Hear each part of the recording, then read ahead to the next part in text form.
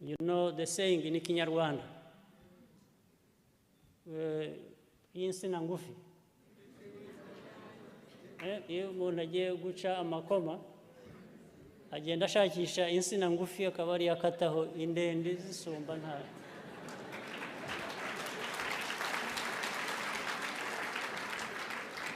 So in this context,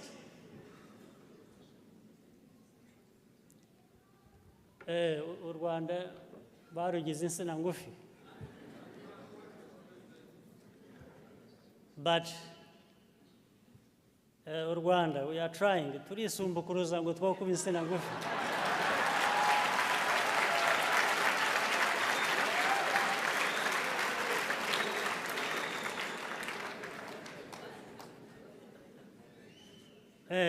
Twanze kuba insina ngufi.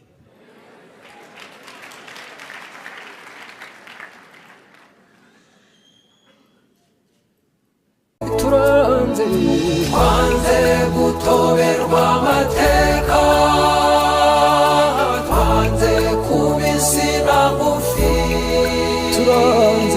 twanze kuganaho tutazi, nkaho tutazi iyo tuva.